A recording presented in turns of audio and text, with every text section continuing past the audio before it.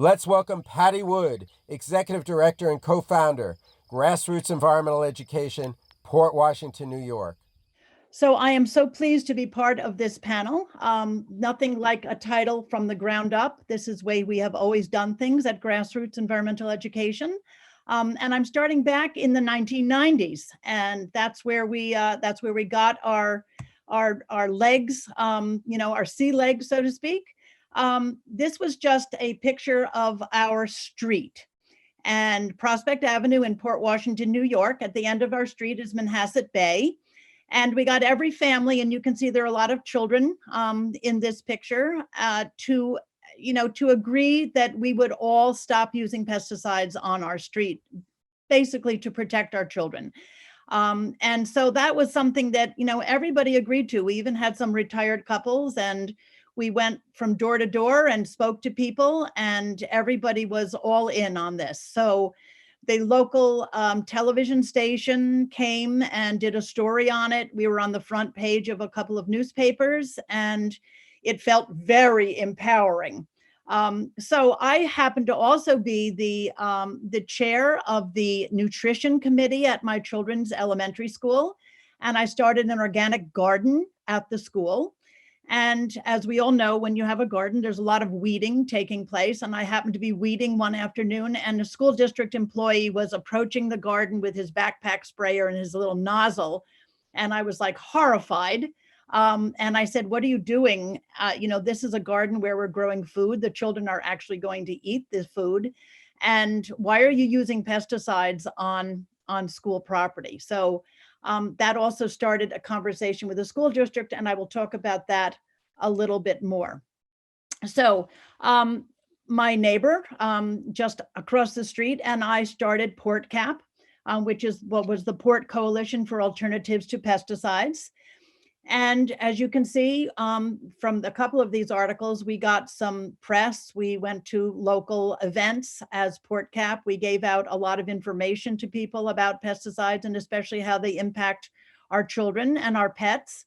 And people were just pretty, they were pretty open to receiving this message at that time. We're not sure why. There wasn't a lot of there wasn't a lot of talk about it at that time, but we were pleased to see that that we were getting some real attention. Okay, so we decided that we would have to get the landscaping community involved. So we had a few seminars for landscapers. You probably will recognize the names of Paul Sachs, who was an early person in on this. North Country Organics is where he is, up in Vermont. Chip Osborne, we met Chip through a friend who had moved to Marblehead, Massachusetts, and had met him there. And so we worked with him, and also an arborist, James Sotillo, who had a very interesting background. He worked as a teenager for a tree company. And he used to literally stand, underneath a tulip tree with the pesticide hose, just going straight up. And he would literally cool off by having the pesticides rain down on him. And he wound up with cancer of the facial bones, the sinuses, and he was, successfully treated for that, and then became an organic tree person, obviously. So anyway, we got the landscaping community involved. We had seminars and trained them. And then I wrote an article every single spring in our local paper called The Real Cost of a Green Lawn. And it was an interesting place to be doing this because one of our neighbors was the Hagedorn family, and the Hagedorns, or Horace Hagedorn, actually invented Miracle Grow. And he, subsequently, decades later, sold his company to the Scotts Company. And so the Hagedorn family wound up with 80% of the stock in the Scotts Company. And every year that I wrote this article, he would call me and say, "Hi, Patty, this is Horace Hagedorn. Just want to make sure that you're not a syndicated writer and that this little article that you're putting in the local paper hasn't gone any further than Port Washington." I said, "No, Horace, I'm not a syndicated writer. You're okay." for the moment. So we did some outreach. We had some volunteers who put this green lawn card in, in people's doors, and we had this spring alert flyer that we actually went to every single school and put it in all the teachers' mailboxes. And this went home with all the kids, kindergarten through third grade, every spring, just so that parents knew that there was something that they should be concerned about when they saw those yellow pesticide flags. And we also met Phil Landrigan. As you see here, we have a quote from him on one of these earlier flyers. And this just resonated with our community. We also actually went into the schools and had kids participate. So I made this little safe lawn flag for them, a blank flag, and they made their own messages. I love the one of the dog saying, "I think I'm dead," right up there. And also "Come in, good bugs." And these were all displayed. And when I say these, this is just a few of the literally hundreds and hundreds of these little flags, and they were very colorful. And we actually displayed them at the post office for about 2 months. So a lot of people who weren't involved in the schools or didn't have young children and didn't know about it were actually also able to see what kids were doing. We also decided that we would talk to the library. They had a huge lawn that was right on the water. And we thought, okay, so we will make sure that the library has this organic lawn, and then we'll publicize it so that it's a model for the community. Because, you do get pushback that if you don't use pesticides, that the lawn is going to look terrible, right?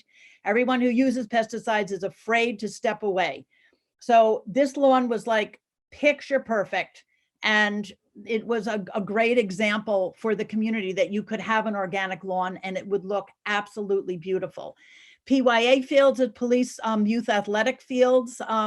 We also were very much engaged with them, and they went pesticide free as well, even though they were getting free pesticides and free synthetic fertilizers from the Scott's company, being that they were in Port Washington, which is the home of the Miracle Grow people.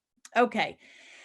So what happened, over a few years after we had gotten the Port Washington School District, and oh, by the way, that was the end of my story about finding this sprayer on the school property coming toward my organic garden. We actually went to the school board, and the school board passed a pesticide ban for all of the schools in our community, which was at the time 5, 6, 7, 8 schools and the district properties. So other school districts kind of heard about it, and parents were like, why is Port Washington pesticide free and not, Roslyn or my community? Why do my children have to play on pesticide, treated fields? And so over time, we were able to get 17 school districts to pass school board policies, very, very local. They passed their policy. We're not using pesticides anymore. And so it was efficacious. We taught them how to do it. It was cost effective. And so we had enough superintendents now, 17 of them to be exact, to write letters to Albany legislators and to say, we're doing this and let's go with, was making the state pesticide free on all school properties. And so that's actually what happened. I went to Albany. We got 2 legislators you see in the picture, one in the Assembly, one in the Senate, who were willing to put this bill forward, and it passed on Earth Day of 2010. And then we thanked, everybody. You can see that's the picture, these little posters that we put in every single office in Albany, thanking, on behalf of the children of New York, we thank you for this, blah, blah, blah. And you can see all the other groups at the bottom of that poster that we got involved with. And they all participated in this really just as supporting organizations. But when you're a legislator, you look at all these groups and you see that those are all, all those members of those groups are all voters, right? And so that's an important thing to do, is to get a lot of organizations, or at least we felt that that was a powerful way for us to make this happen. So here we have it, the only bill in the United States that bans pesticides on all school properties, and that was kindergarten through 12th grade, public, private, and parochial, including daycare centers. And then we got involved about 5 years ago with some New York City people who were just starting to talk about maybe we could do this in New York. Well, I jumped right on this because the only kids in New York State at that point who weren't being protected by the New York State law were New York City kids, because they play on New York City parks. They don't have their own school properties. And so I thought this is a perfect opportunity to take kids who are already disproportionately exposed, right? Because they live in an urban environment. They have very high asthma rates in parts of the city, Upper Manhattan and the lower Bronx and so on. And so we thought, okay, so let's get involved here. And so we did, and we made a website, Parks for Kids NYC, as you see. And then it just kind of evolved over time. I was able to get as many co-sponsors on this bill. But let me just back up for 1 second. It was actually a kindergarten teacher who we came to be very friendly with at the beginning, who took her children to the local legislator, the city council member, took her children there and said, we want you to pass a bill to ban pesticides. And so we got involved with her and the Black Institute and Beyond Pesticides, and we were very involved in this for about 5 years. And our involvement was actually to rewrite the language of the bill. And so we did. This was really just an amendment to a local law that had been passed in 2005. And so we got 34 co-sponsors on this bill in the New York City Council, which was a veto-proof majority. And just this past Earth Day, Jay came up from Washington, and we had this wonderful event on Earth Day. And that's when they signed the bill, and it was a unanimous decision to go forward with this.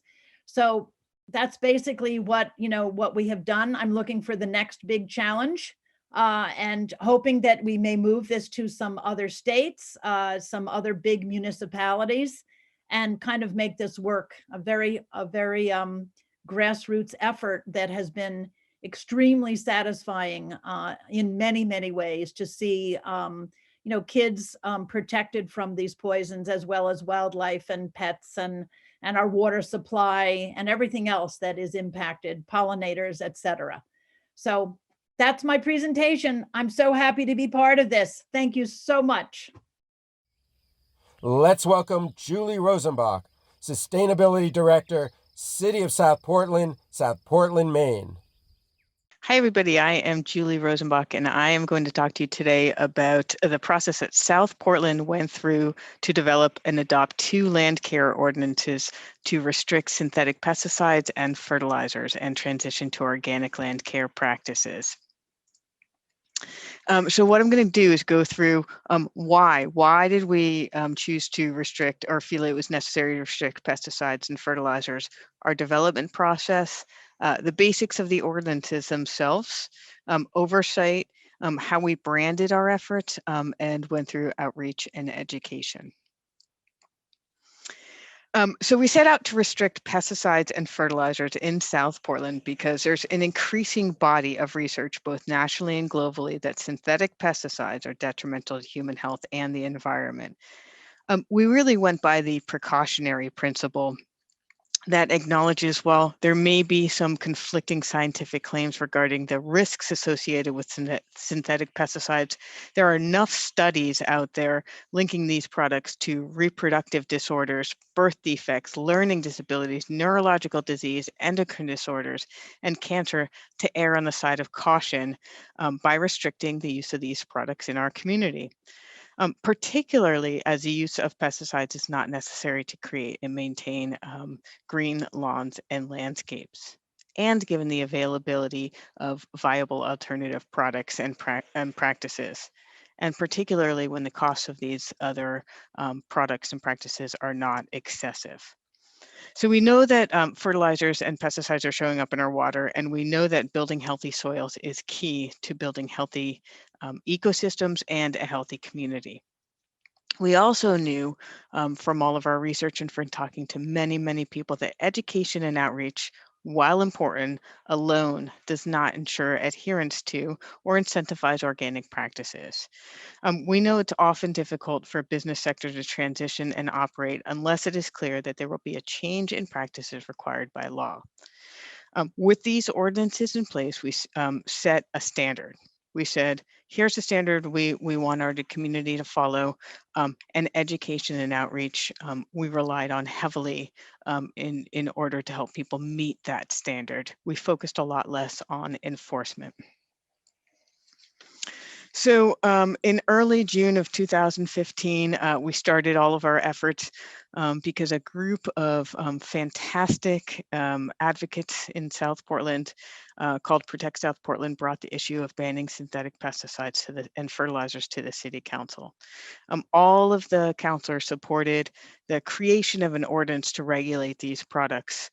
And the city manager appointed a small committee of myself as a sustainability director, the stormwater program coordinator, and the park superintendent to go off and create an ordinance that would accomplish these goals.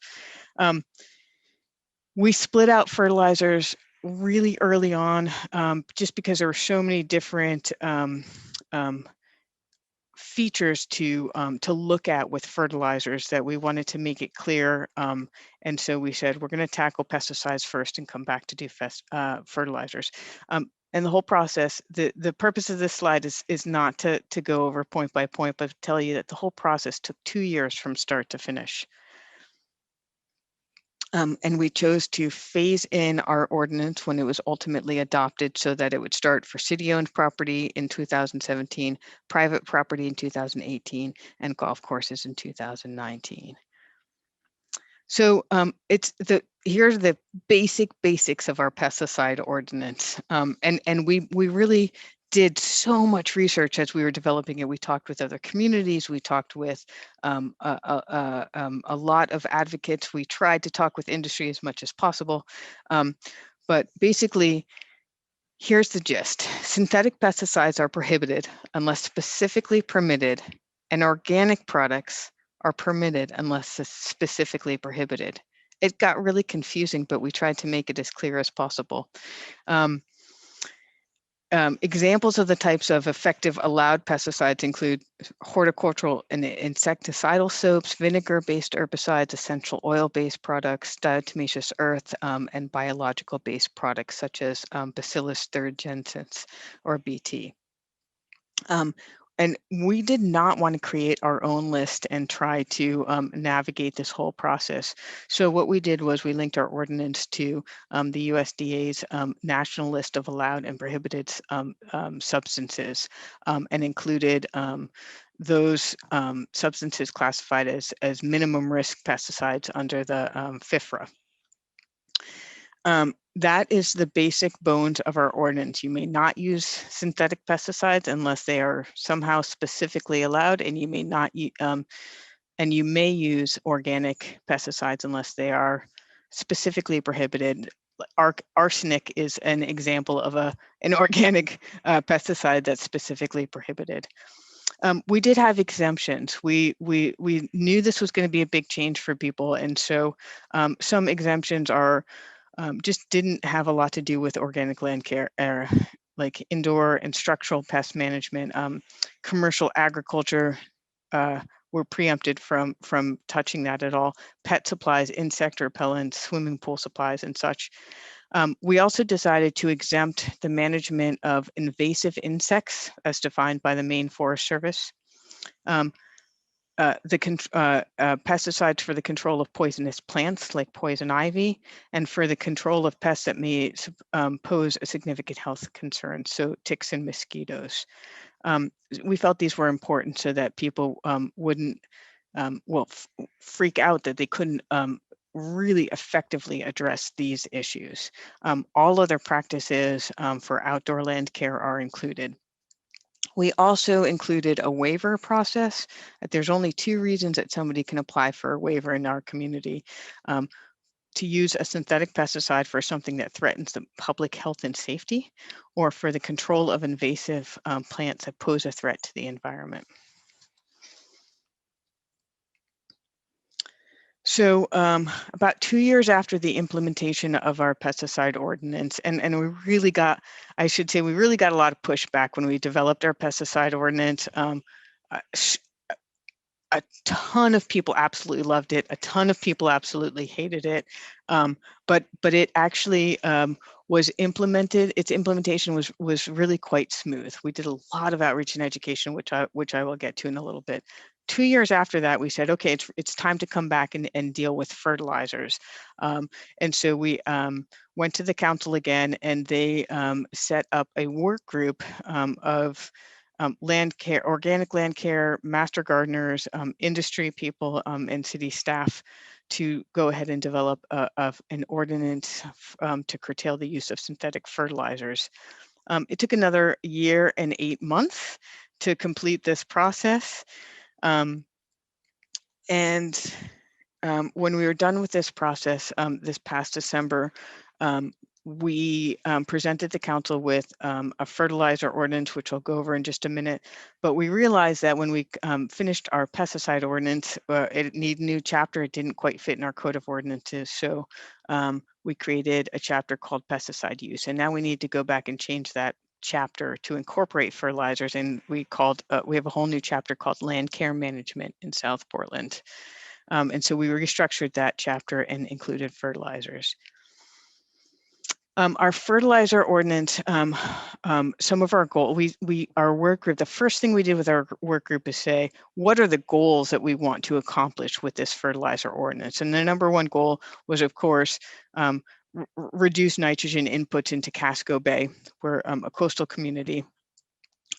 By curtailing fertilizer overuse and misuse. We've recognized that there is a clear need in some cases for fertilizer, and that's what made it so different than synthetic pesticides. Also maintain consistency with the pesticide ordinance. And so we developed this ordinance that has blanket prohibitions for synthetic fertilizer and all fertilizers and allowed uses. We split allowed uses into 4 sections. Established turf, only when a soil test is completed, performance turf within limits, and reestablishment. We also recognize that new construction is a big problem. So we set the bottom 2 bullets, we set up a framework that said all topsoil must be a certain amount deep. It must be good alive soil, and the compacted subsoil must be broken up. We created a committee called the Land Care Management Advisory Committee to help us shepherd this implementation of the ordinance through and help develop outreach and education. And it's just a vital group that helps us get this through. The other thing we did was we wanted to create a brand around this and really not make it a negative thing, like we are taking away your ability to use deadly synthetic pesticides. We wanted to say, hey, our goal is to create this fantastic, healthy, vibrant community. And so we called it Grow Healthy South Portland. We have a really robust website. We also did a huge amount of education and outreach all over the place. And for the most part, it was received really, really well. And there's a lot more behind this. We have a really robust website and have done a lot of different kinds of outreach and education.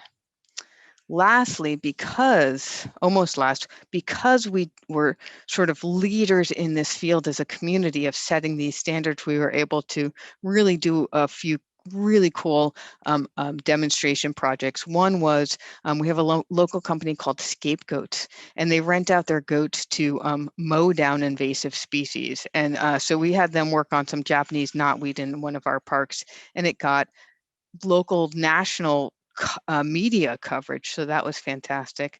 We were also one of the first communities to work with Stony Field on their Stony Fields project. And they gave us a grant and did a fantastic event to really tout the benefits of organic playing fields. The last thing that I want to say with 1 minute to go is what enabled us to take such bold action. This is the ingredients to the stew that I think enabled us to be really successful. First, we had a strong, organized community support around this. Second, city council leadership.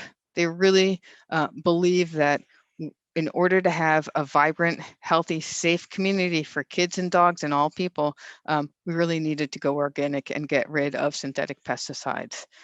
And so they gave us an organic directive, and that is a framework we worked within. The technical expertise, it wouldn't have happened without Beyond Pesticides, without Chip Osborne, and without a number of players that really have been digging into these issues and helped us navigate them. And lastly, getting together with our friends of Casco Bay and other local partners in order to develop our ordinance and then help do outreach and education really made it a successful endeavor. Let's welcome Autumn Ness, Maui Food Hub, Hawaii Organic Management Project Director, Beyond Pesticides, Maui, Hawaii. Hi, everybody. My name is Autumn Ness. I live on Maui in Hawaii, and I'm currently the director of the Hawaii program for Beyond Pesticides. And I'm here to talk about a food hub, but I also want to explain how the food hub really fits into the work of reducing pesticide use and eventually moving all of our ag on Maui to organic agriculture. So for about 8 years, I've been working on pesticide policy in Maui and the state of Hawaii. Things like better regulation of big ag. I don't know if you guys know that we passed the first state chlorpyrifos ban a couple of years ago.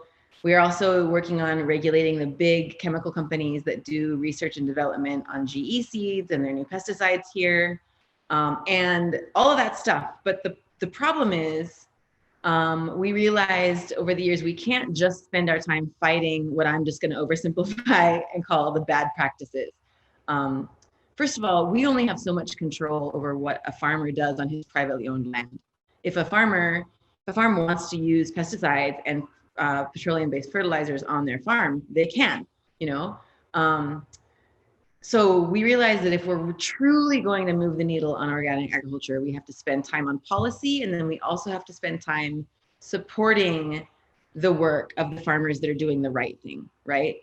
So for the last couple of years, that's what we've done. We've tried to contact our farmers and what do you need to succeed? What will make you a better farmer? How can you grow more food organically? Because without them, we're lost. What are we doing here? We're just fighting a never-ending battle, right? We also realized that big conventional ag, especially the chemical companies, are so successful because they've brainwashed really the public and our policymakers into thinking that we can't grow food without this stuff. A lot of people think that organic farming is just this hobby that is not good, productive enough to feed people. So we have to show them that they're wrong.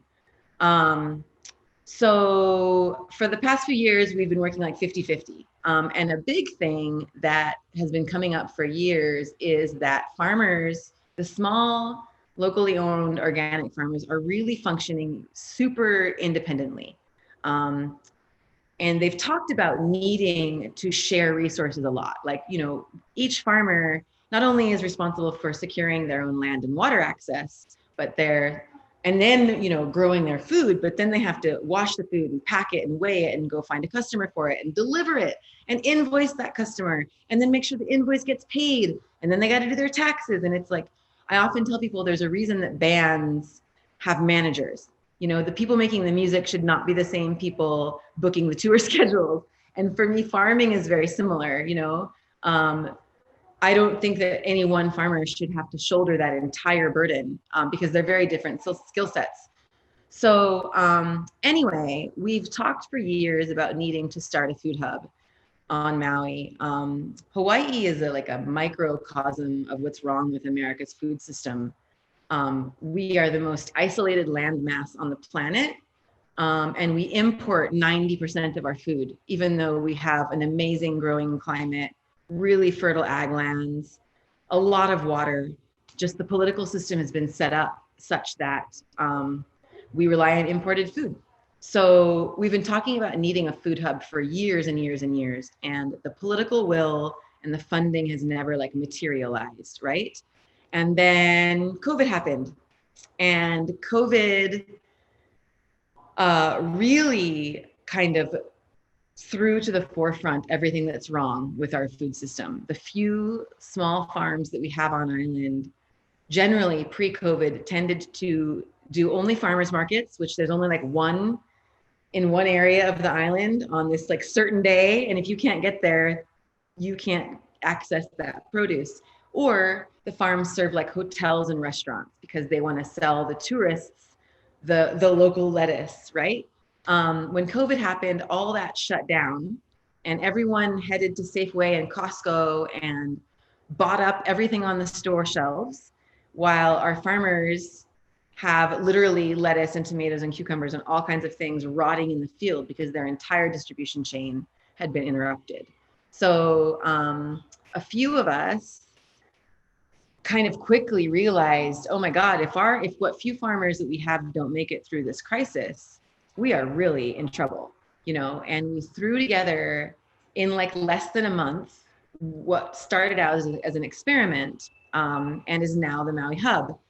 We found a local business that was an existing aggregator and distributor of imported food. They imported food from overseas and then delivered that to hotels and restaurants around the island. But they were also shut down and they were about to put all of their employees on unemployment. So we kind of swooped in and asked them if we could like sublease their operation, and which included packers, weighers, delivery people, refrigerated trucks. And that's what we did. We kept their people employed through the pandemic. We started a website that's a little bit like the Etsy of farm food. It's called Local Food Marketplace for anyone that is out there wanting to try this out on their own. We tried a few different platforms, and personally, Local Food Marketplace is the most user-friendly on all ends. And so this is how a food hub works. The hub is open from Saturday to Tuesday. We communicate really regularly with the farmers to find out what their projected yield of each item will be. And let's say, for oversimplification purposes, this farmer predicts that they will have 200 pounds of Roma tomatoes for the store on Saturday. So they upload 201 pound units of Roma tomatoes on the site. People shop from Saturday to Tuesday. The store closes on Wednesday morning. Each farm or producer gets a pick ticket. We've sold 120 pounds of your Roma tomatoes. And so they have all of Wednesday and most of Thursday to harvest that and get it to the hub. And when they get it to the hub, we have a quality person that checks it there, and all the packing and weighing is done on Thursdays and Fridays. And then on Saturdays, the bags are loaded onto pallets. You know, there's a South Maui pallet, a West Maui pallet, an upcountry pallet, and trucks go out to those areas and deliver the food. It's not a CSA. The customers can choose however much or however little of any of the products that they want. So it's very much an a la carte thing. These are kind of some of the behind the scenes shots of our hub. This is one of our most amazing organic farmers, Ryan. On the left, this is our quality person, Angel. She checks all of the produce coming in and out, weighs it. And on the right is Lisa. She writes the checks. Every farmer shows up with produce or product and leaves with a check. So there's no following up on invoicing, and we just want to make it as easy as possible. This is our packing crew over here. This is the kind of the assembly line. This whole room, when I walk into here on Thursdays, I just get giddy because this whole room, wall to wall, floor to ceiling, is completely locally produced food. And each one of these boxes that you see is an order. It goes down the assembly line, and at the back there, they quality check the packing. This picture on the right is all South Maui orders. The customer response to this new way of shopping has been absolutely mind-blowing. We started with like 5 customers that were just my Facebook friends, basically, and it has blown up. And then this is where the people drive up to the back of a refrigerated truck on Saturdays and just give us their name, and we open the back door of their car and put the groceries in. So we were able to operate all through COVID, having a completely no contact delivery system. We're starting to kind of amend that right now as things are starting to open up and normalize a little bit. The cool thing that I really want to talk about a food hub is we're a nonprofit, but we're a nonprofit with a business model. We don't want to be dependent on grants and subsidies forever, but we've started this larger conversation about publicly funded food infrastructure. Like the infrastructure for a city, the city pays for, right? The city pays for the highways, the electric, and then we benefit from them. Our food system is not like that right now. So each farm or producer has to pay for every bit of infrastructure that it takes to get that product from their farm to your house. And that's expensive. So if we can start publicly funding the infrastructure that it takes to move that food, then we can walk away from it and it will function as a business. And to prove that point, you can see here in year one, these numbers are wildly different now because this is like a month or so old. In year one, we got $152,000 of startup money, and we have returned $366,000 to our economy. $265,000 of that is money that's been paid directly to farms and producers, and the rest of that is labor. So we are operating in the black. Our small markup on product allows us to pay for our overhead, including our labor. Also, because we take SNAP, we got SNAP approval really, really quickly. That means if you look down at this $57,000 number, that's all federal money. That's federal money that's coming to our little farmers in Maui. And that just makes me really, really happy. So we're like in this expansion phase because we've been operating on borrowed space. And as we expand, the county has actually pledged to pay for our expansion so we can continue to just operate, pay for our own operating expenses. I want to tie this all up by saying that how this relates to farm and pesticide policies. We currently have we serve all farmers policy because of COVID. We've just codified into our policies that you have to be organic or in transition. And we're not just going to kick you out of the hub. If you want to stay in the hub and you want to transition, then, through my work in Beyond Pesticides, we're going to help farmers transition to organic. And we have market data now that shows how many customers are asking for organic strawberries and what they're willing to pay. And so we want to help farmers over the next 2 or 3 years transition to these practices and actually move the market needle on how much organic agriculture is happening on Maui. Let's welcome Ling, founding member, Safe Grow Montgomery County, Maryland Sierra Club, Montgomery County, Maryland. Hi, I'm Ling Tan. I'm co-founder of Safe Grow Montgomery and also the pesticide lead for Sierra Club, Maryland. My journey into pesticide activism started 11 years ago. Our community was constantly being sprayed where we could even smell the drip on our children's elementary school property. I convinced my husband to go with me to Weekend Getaway at a Beyond Pesticide forum in Ohio. And I wasn't an activist back then. In fact, I was an introvert sitting in the audience. But here I am today on the other side. And so I hope I'll see some of you on this side too one day. So today I'll be sharing some specific strategies we used in Montgomery County, Maryland, where I am, and some of our challenges. First, Maryland is a no preemption state. That means that local jurisdictions can make stricter pesticide laws than the minimum set by the state. Our county sits north of Washington, D.C., and is the most populous county in Maryland with roughly 1 million people. First, the local level is a fantastic place to create change on pesticide laws and practices. First, there's fewer lawmakers you need to convince, and you can use your existing connections to bring about change. This is Catherine Cummings and Julie Tadeo. They live in Tacoma Park, Maryland, a city within Montgomery County. They're two neighbors that were tired of the constant pesticide applications in their neighborhood, and they advocated for a pesticide ordinance to stop the use of cosmetic lawn pesticides on both private and public properties. And so they single-handedly collected signatures at the weekly farmers markets and also talked to everyone they knew. They talked to the city council members and attended the city hearings to bring up the issue. And so because of their efforts, the city of Tacoma Park became the first city in the US to pass such a law. So next is Montgomery County, Maryland. After the Tacoma Park law, we wanted to pass a similar law in Montgomery County. So Catherine, Julie, and 7 other volunteers, including myself, formed a Safe Grow Montgomery group to advocate for this law, for a similar law. And after 2 years of grassroots advocacy, the county passed the Healthy Lawns Act in 2015. And the major component is that it stops the use of cosmetic lawn pesticides on both private and county properties.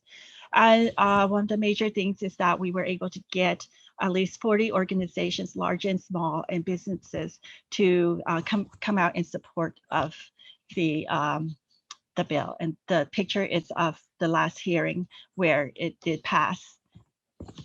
Some of the law also included that playgrounds, county playgrounds be pesticide free, and the parks be maintain some of the parks completely pesticide free. It also mandates at least 5 playing fields to be transitioned to pesticide free. And it also mandated education and outreach to be conducted by the county. One other thing that it also helped was that it also mandated that pesticides used by the parks be made public. So it needs to be put on the website so the public can see what is being applied. Some of the challenges in Montgomery County where we was that the pesticide and landscape industry did immediately take the county to court on the private property part of the law. The county ultimately did win in appeals court, and we helped on that by submitting amicus brief to support the county's position, and also other organizations did the same thing. One of the biggest challenge we had was the Parks Department. They were provided major resistance on the law. We were up against park managers that came from a chemical intensive golf industry that insisted they needed these toxic pesticides on children's playing fields to make them professional level playing fields. So we did have to get our bill passed with a veto proof majority. We did have to compromise on the playing fields part. The other challenge we had was that incorporated municipalities, which have their own council members or lawmakers, had to take up the issue and vote to opt in. And lastly, we had a situation where at the state level, a sneaky language that threatened to preempt local jurisdictions was snuck into a pesticide bill at that level. And so we had to mobilize our environmental groups and also lawmakers to get that language removed. So that's just something to be aware of. So one of the things is that paradigm shift doesn't happen on its own. It needs people to breathe life into it and to help spread it. So some of the things that we did was form a group. As you saw in Tacoma Park, you just need at least one other person to keep you company and keep you motivated. And in our group, we have about 9 core people to share the work and delegate tasks and generate ideas. The next one is to have a clear vision. a good vision helps unite, activates, and motivates people. It just helps people see that there are better possibilities than what we're doing right now. So it doesn't need to be complex. It can just be simple, something that people can get behind. The next one is getting support. Often we heard that people told us, oh, petitions don't work. And we found that that was not true. So don't get discouraged by those comments. For us, petitions was the main thing that got us on the map with lawmakers. It's hard to ignore you when lawmakers are constantly getting emails and postcards and letters from people who are in support of the issue. So we also form coalition with partner groups and getting the support of groups like Sierra Club and like Moms Clean Air Force. And so some of these groups have local chapters that we reached out to. And in the picture, there's a picture of us sharing the petition online. And also there's Catherine collecting signatures in person out in front of one of our partner grocery stores. And also sometimes organizations can't partner with you, but they can show support in other ways. For example, the local hospital took their lawn pesticide free. And so we really promoted that with the lawmakers and let them know about those issues. Does highlight that. The next thing that we did was use social media, which was a great tool to spread the word. We also, there's a new movie, Ground War, that we used as a community outreach movie. We invited lawmakers to watch the movie. This was pre-COVID, but it's a great opportunity to recruit volunteers and start the community engagement on the issue. The next thing I wanted to go over was about meeting with lawmakers. So sometimes meeting with lawmakers can be a scary kind of thing for most people, since it's not something they do all the time.